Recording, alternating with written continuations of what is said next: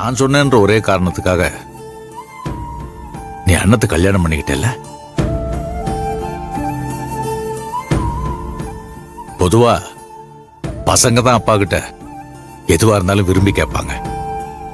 ஆனா நான் ஒரு அப்பனா இருந்துகிட்டு உன்கிட்ட நான் விருப்பப்பட்டதெல்லாம் கேட்டிருக்கேன். அது எல்லாத்தையுமே நீ தட்டாம செஞ்சு என் மனசை குளிர வச்சிருக்க. இப்படிலாம் எல்லா பசங்களும் இருக்க மாட்டாங்கப்பா.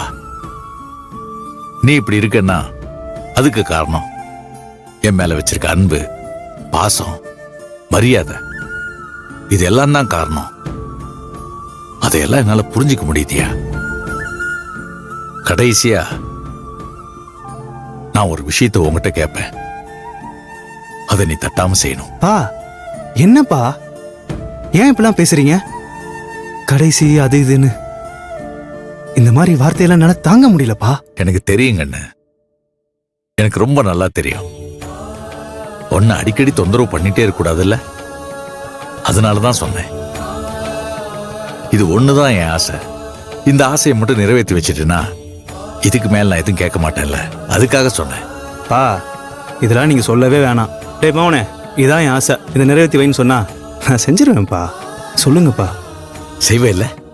ம், எனக்காக நீ செய்வே இல்ல? முடியாதுன்னு சொல்ல மாட்டேல்ல? செய்யறேன்ப்பா. சொல்லுங்கப்பா. ஒண்ணும் இல்ல கண்ணு, இந்த வீட்டுல பாக்குறேன்ல, ஏதாவது ஒரு சந்தோஷமாவது இருக்கா? வீடே வெறிச்சோடி போயில்ல, ஒரு மயான அமைதி இல்ல.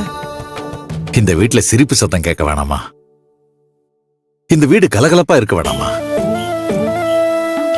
நான் சொன்னது உனக்கு புரிஞ்சதா இல்லையான்னு தெரியல. என்னால சிதறு தேங்காய் போட்டு உடைச்ச மாதிரி பளிச்சுன்னு சொல்ல முடியல கண்ணு. உனக்கு எப்படி சொல்லி புரிய வைக்கிறதுன்னு தெரியல.